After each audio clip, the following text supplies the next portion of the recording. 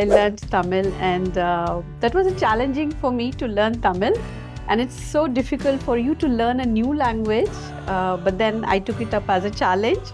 So my challenge life starts from the college. As a woman, you have the opportunity to take a motherhood break and be with the children at the beautiful age, right? When you get to spend like the 4-5 years of your life just being a mother and focusing on that.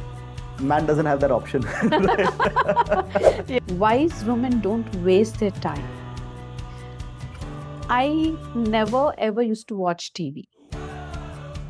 I never used to watch any kind of this drama serials, TV serials. I was never into that. So much of the practical struggles that the family goes through and you go through as an entrepreneur, right? It doesn't, like, these things are not very obvious. People don't realize the kind of struggles you've gone through when they see you at the top already.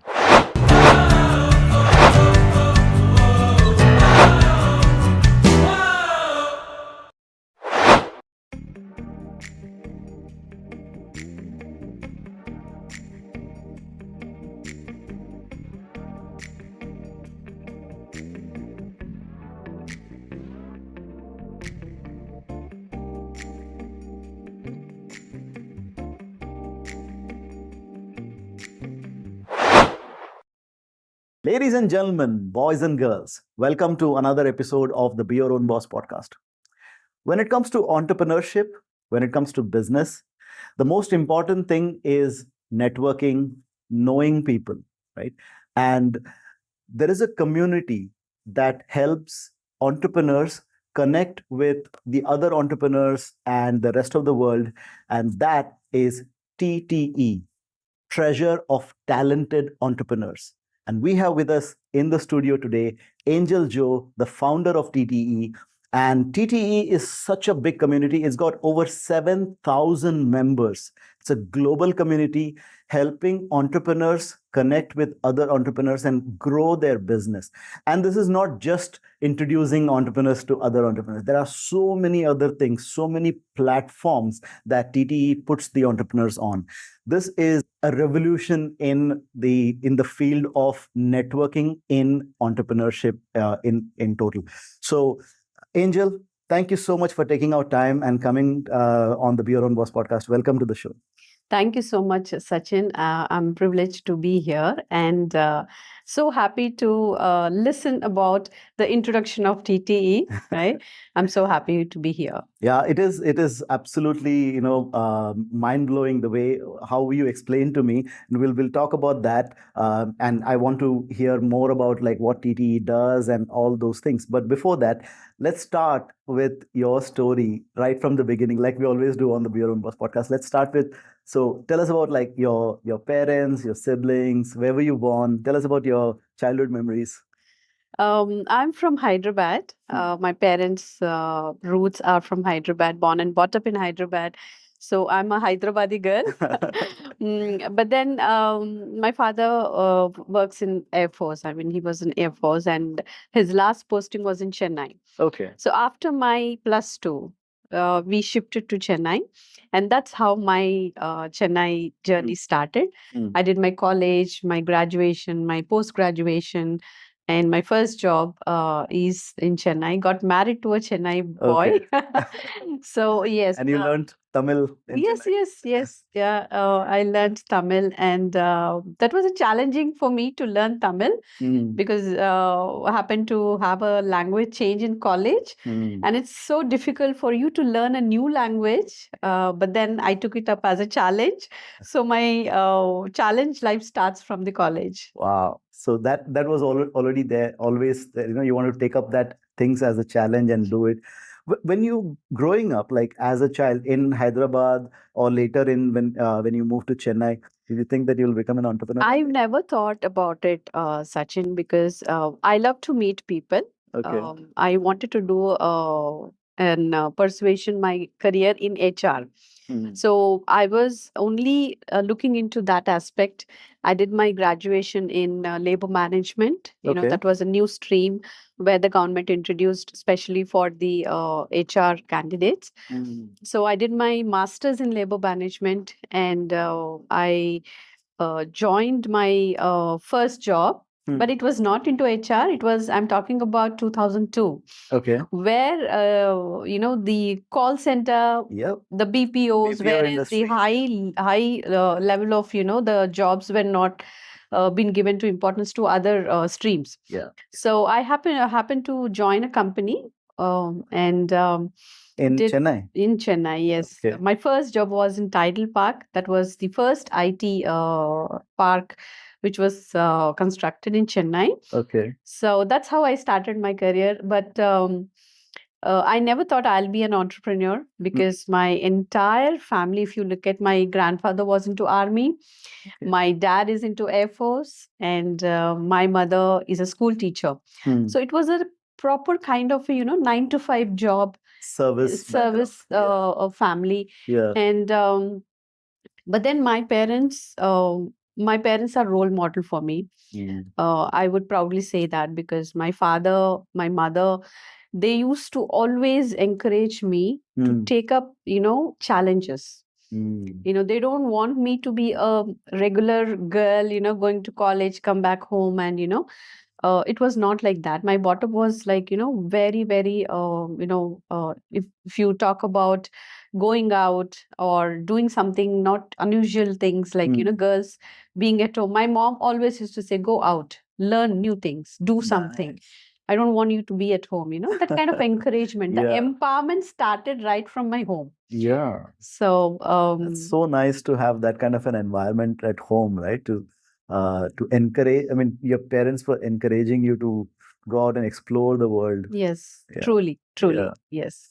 So this job that you took in Chennai, this was not in HR, you said, right? Yes. And then how long did that go? After my final year exams, I wanted to do a job, but I was very particular about, getting job into the HR field, because I did my graduation in HR. So I was looking for a job in that. But then there was no jobs at all. So I'm in the HR field. So there comes a job for me, an opportunity, saying that we want executives who know additional language as Hindi or any other languages apart from English, because that was a call center. Yeah. Right? Yeah. So I walked into an interview hall, and I never thought that I will get a job, because it was kind of all my friends were attending BPO interviews. So even I wanted to go. But then uh, I got selected because of my languages.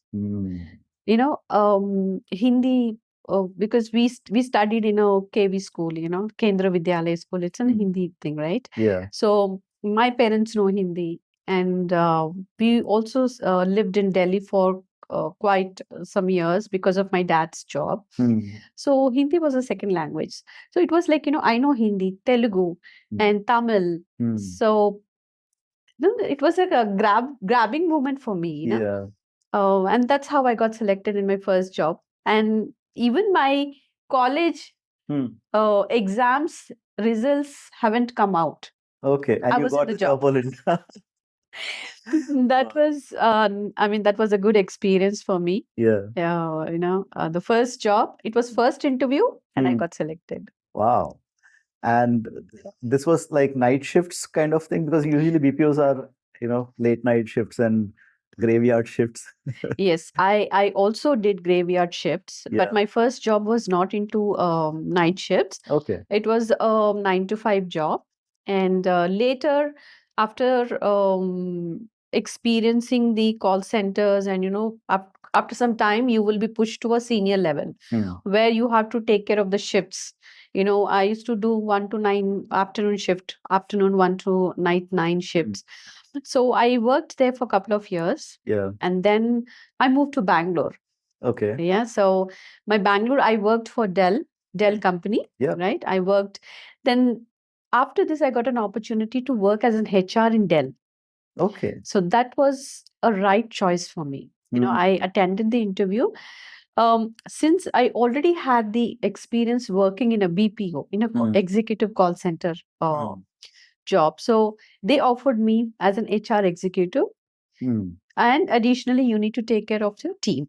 So Okay. it was I was doing a dual roles there. Okay. It was a team leader as well as I was the HR executive. HR also. So the kind of learning Yeah. I was having, in that particular job was I'm so thankful for those two jobs, my first job and the second job. Yeah. I learned so much from them. How was your experience in Dell? Tell us about, because I've heard that Dell is like it's a great company to work for, the culture there. How long did you work for Dell? I worked for 2 years in Bangalore. Okay. Yeah. So it was a graveyard shift, Yeah. You go around 11 o'clock in the night and then come in the mornings. And, it's like uncertainty of timings, That was a little bit of concerning, because your health doesn't cooperate with that. Yeah. The timings are so different.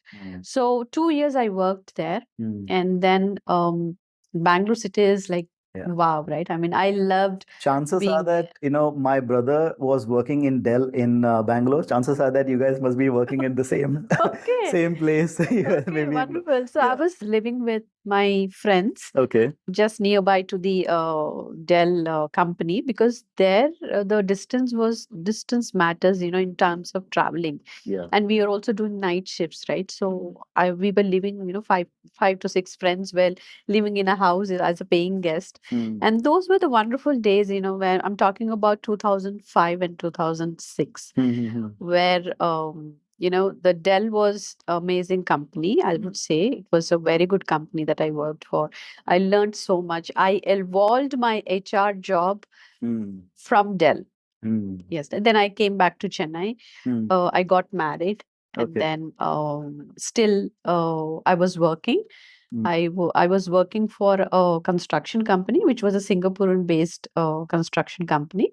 So I was taking care of the recruitment and employee welfare activities. I was totally taking HR. care of the HR. Yeah. So I started my career with the call center, customer care executive, and then I shifted to HR, and then I started working as an HR. And my last working designation was assistant HR manager. Okay. Before I quit the job. In Chennai. In Chennai, Okay. yes. And when did Dubai happen? My husband is into IT. Okay. So his first on-site project was Burj Khalifa. Oh, wow. He worked with his team to set up a part of networking system into Burj Khalifa. So through Wipro, he came to Dubai, and that was in 2009 that he came. And I was still working in Chennai. I had my first daughter. Okay. And then in 2012, I shifted as a family. I shifted to Dubai. Dubai. Okay. Yeah. So I had to quit my job in 2012 after my second baby. And then in Dubai, I was expecting a different kind of a life, like how you work in Chennai. I was expecting that. But then when I came to Dubai, it was totally different, right? You need to be so self-dependent. I mean, back in India, we have our parents, in-laws, or somebody took care of children, you go to office and but in Dubai, it's different, right? So I didn't take up any job.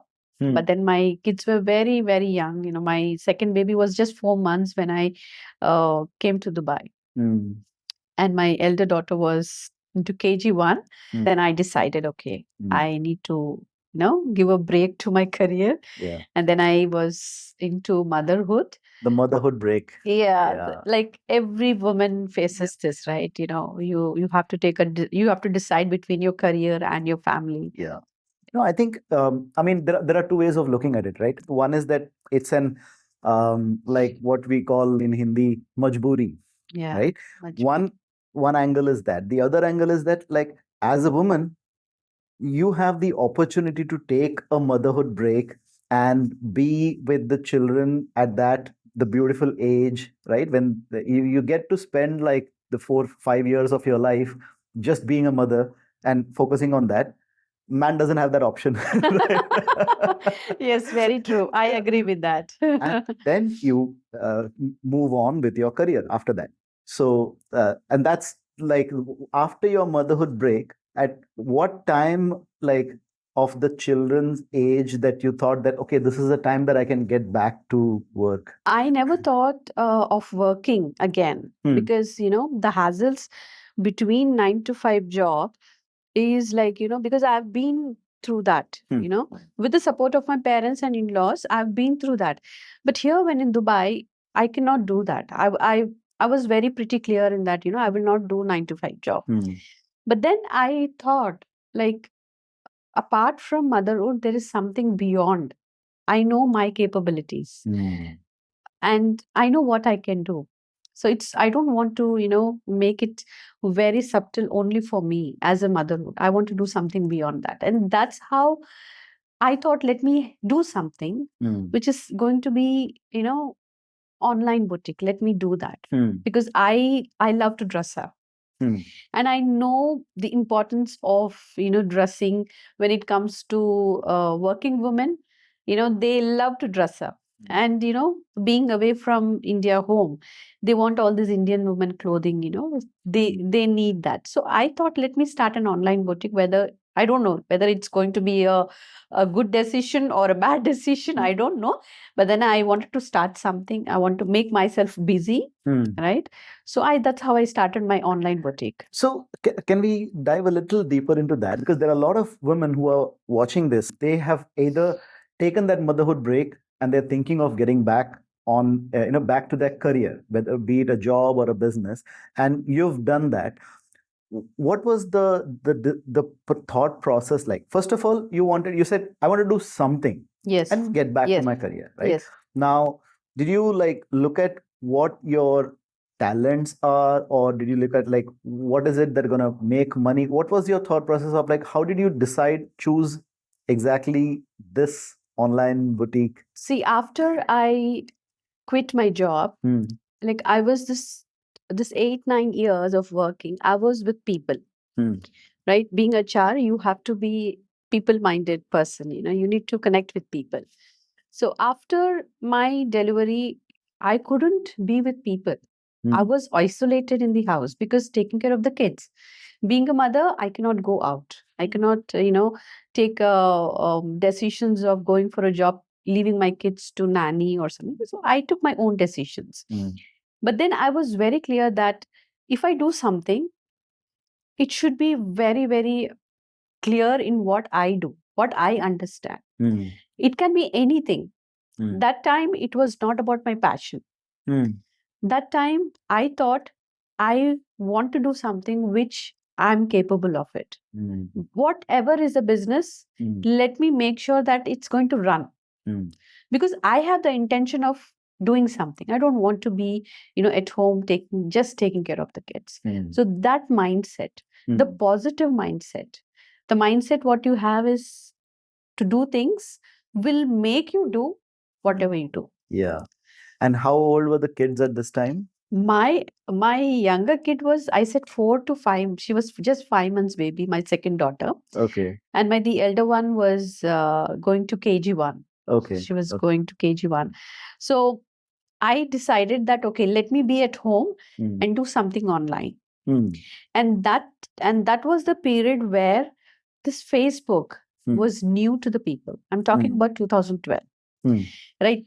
Everybody were creating their FB IDs, Yeah. They used to forward the ID. The moment you create Facebook ID, they will forward it to you. So please do follow me, or like, they used to do that, Yeah. That was the era of, I would say, digitalization. So I was also very much interested, and my husband is into IT. So like we decided, do something. Even he used to encourage me a lot. Do something, Angel, whatever you want to do, think about it. I will help you. I will support you. So this has come because the kind of trust you gave to him as a partner. It's not about the motherhood I'm talking. It's about as a woman, as a wife. I was able to give the trust to my husband that, okay, she is capable. She can do. That's the kind of mindset that you have to create in your family. Yeah. You need to manage your family. That's how you get the support from. Yes. So you don't know what you're doing. You are not able to take decisions. You're always confused, and you are always blaming others for your incapability. So definitely the family will not come forward to help you. It's the woman. I would say a simple line that be wise woman, right? Wise women don't waste their time. I never ever used to watch TV. I never used to watch any kind of this drama serials and TV serials. I was never into that. Instead, I used to always think what best I can learn. What is that I can improve myself? Of course, I'm not working now, but I always has to improve my knowledge in HR because I worked. I used to upgrade myself, update myself. What are the HR new, benefits have come for the employees or the company. So I used to update myself. So the time what I spent is I invested my time, making myself strong. And that paid off later. yeah, so oh, I got set of friends, while like we were getting settled down in Dubai in the same flat. We used to drop our kids to the school, right? The school bus in the morning. So we used to meet all the friends in the flat. Friends we used to meet. So I made friends, and then the moment I said that I'm going to start my online boutique, I'm going to get some nice kurtis, and so they were all excited. So those mothers were just mothers. They didn't had opportunity to go for work. I'm sure they're also, they were working, they were doing something. So the moment I said that, I'm not going for job, but I'm going to do a online boutique. I'm going to start this. So I got that was the first time that I got some 50 to 100 pieces of kurtis, nice kurtis from India. The moment I said that, I got this and I'm going to do online selling, right? The next day, you don't believe, within a week's time, entire stock gone. Sold out, huh? Sold out. Wow. So these, I want to kind of understand that business. You went to India, personally, you went there, you picked up the clothes, you brought it here, as your normal, with your normal luggage and suitcase, right? You just brought them here. Okay. Yes. I went for vacation, and I had a plan of purchasing the kurtis. Okay. So when I went for vacation, I made it sure that I get along with me. Got it. Right. And I mean, where did you buy these from in India? Did you go travel to some specific place to buy, or was it? I never went specific places. Okay. But back in those days, we had this YouTube channel. YouTube channel. That time it was booming. I mean, other than Facebook and Instagram, YouTube was there. Yeah. So I used to watch a lot of videos. There were so many wholesalers who used to do this online business. So through them, I used to get this all stock. I used to get the pictures in the WhatsApp. And then I'm talking about the initial stage of digitalization, initial stage of online shopping. Right from the COVID, after the COVID, or before the COVID, there was a concept of online shopping. Yeah. But it was not that to extent. People were not doing online shopping. But then that was the era, and I utilized that. So I made it sure that my entire boutique is online. People, I used to take videos, pictures, and then I used to post it in the Facebook. That was in 2012, and officially I started my online boutique in 2014. Okay. The 12, 13, and the 14 was my experimental period. I would say that experimental period. Yeah. And back in those days, UAE license was very expensive. Now it's okay. Now it is like, government has come up with a lot of other schemes for the entrepreneurs, small startups. E-commerce license. Yes, e-commerce license. It was not there. It was And not there. these, you were initially you were posting on Facebook pages and create I don't know if Facebook pages existed back then. This was all Yes, You were yes. putting it on. You didn't have a website of your own No, where you were selling. no Okay. website.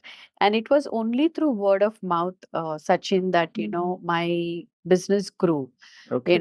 It was like, it was only through connections what I had, Yeah. the networking what I did, Yeah. right?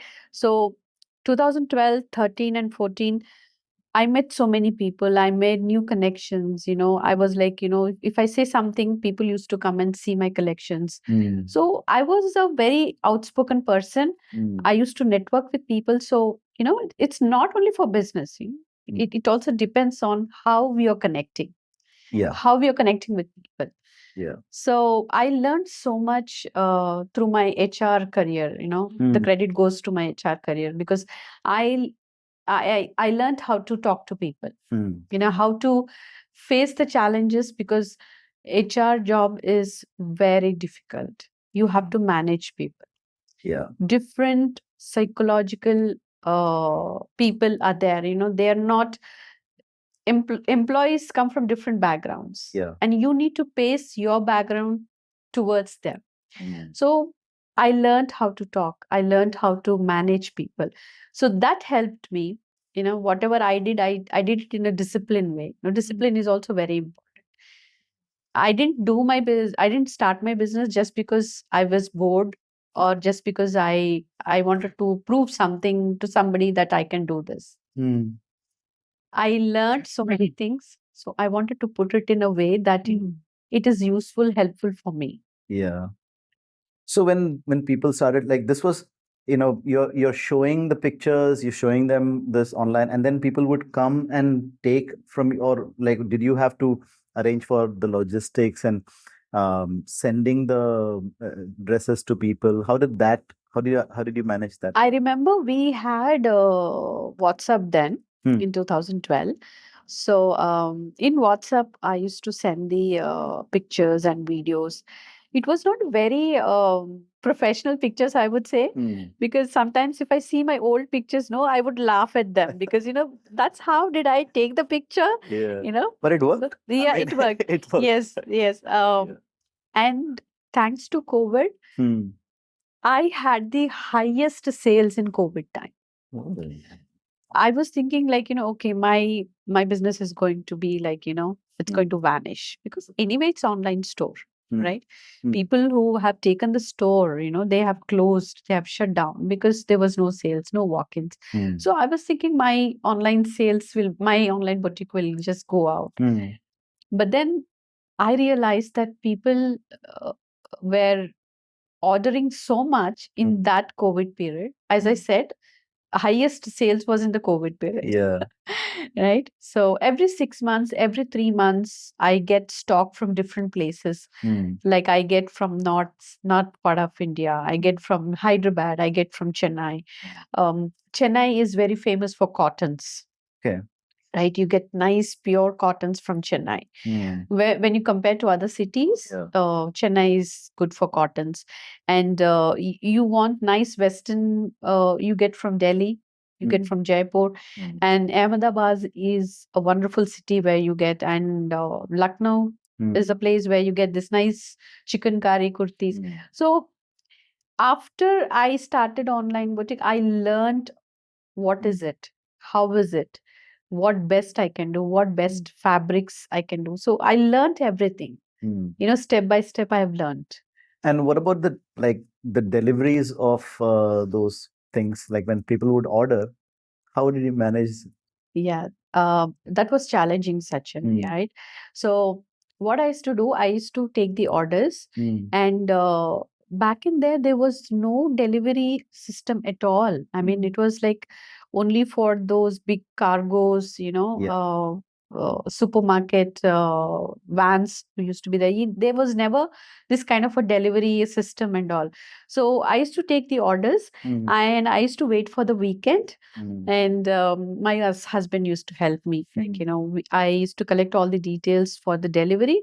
And every Saturday morning, we go as a family, we go. Yeah. I take my kids and we go to places and we deliver and we come back. Wow. So There is so much of the practical struggles that the Yes. family goes through and you go through as an entrepreneur, right? It doesn't, like, these things are not very obvious. People don't realize the kind of struggles you have gone through when Yes. when they see you at the top already, right? It was not easy at all because my second daughter was just 5 months old when I started my online boutique. So I have to feed her by 8:30, and I make her to sleep. And after 9 o'clock, I sit till 11 o'clock in the night, and I see that how to, I watch videos, how to post, from where should I get the new stock. So there was real struggles behind it. I mean, it was something that it was every day was a challenge for me. What next? What next? This is what I used to ask myself, and that itself given me the chance, the curiosity to learn more. Yeah. Yeah. Um, my husband works for an IT, as I said. He earns well to feed the family. I mean, we were enough for that. But then my thought was like, when I struggled to educate myself, when I did job, why should I just sit? Yeah. I mean, I can as well use my skills, my talents. I want to learn more. So this is what every day, I used to motivate myself. This is not just about, like, at that time, okay, it's not just about you, Angel, like the person. It's also about the society or the economy, that it's a, like, women who have, let's say, taken their motherhood break, and after that, it is it's a waste of talent in the economy if the woman just decides not to do anything, right? Like, there is so much of talent, there is so much of capabilities that you have, that the society deserves it. Yes. You have to, like, come out and do that, and I'm glad that you've done. And this is something that I dream of a society where men and women have equal rights and equal opportunities and equal success. And this is one of those. This is very, very important in that journey. After your motherhood break, you come back. And this is why I was, like, digging so much into that, because I want the audience to, like, know how you've done it. And there are so many other such success stories, right? Yes. Once we know the journey, then others can also do exactly that. Yeah, I do agree with you, Sachin. Now, um, there are women who, as I said, there are women who take decisions of working back, to work again after the delivery. And a few women, they don't, they think that, okay, I've become a mother. So, like, there's nothing, there's no next stage for me. There's nothing beyond that. I've seen my friends who have completed their graduation. They have done their masters in one of the highest universities. I mean, parents, they make their children study so well, right? I still remember the days where I was I didn't had money to pay my college final year exam fees.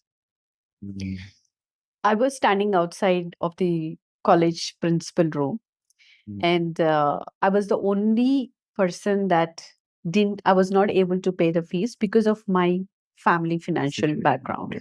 Situation was so bad that we were not able to pay the final year college fees. So my classmates, uh, they all gathered money, and they paid the exam fees for me. Wow. So I feel, when I see the children who are studying in abroad, who are studying in big universities, spending so much of money, Yeah. right? After some years, when you meet them, it's like they're doing nothing. I mean, they're not utilizing the education, the power of education. Yeah. If you allow me to study now, I'm still ready to study. Yeah. But But also, then, see, like, if that time when your friends contributed and they paid for your for your exam fees, right? Now imagine, After all of that, okay, if you don't utilize that, and if you don't make your talent available to the economy, to the society, then those friends, what did they pay for? Why did they, right? Like, it's like you have to, you owe it to them to and to the I mean, I'm um I'm just saying, putting the other side of it, like, of course, as a person, it is important for you to be independent as well, and for every woman to be independent as well. But also, the society, the economy deserves the talent that you bring to the table, and everybody should have that.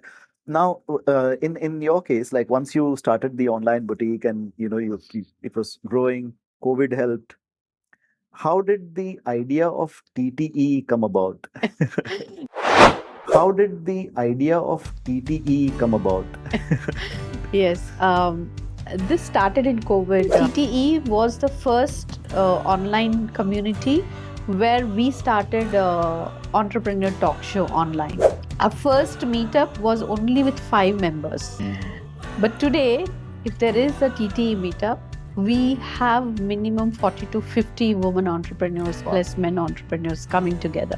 We launched the TTE business module last year, October. And it's the premium membership that we started.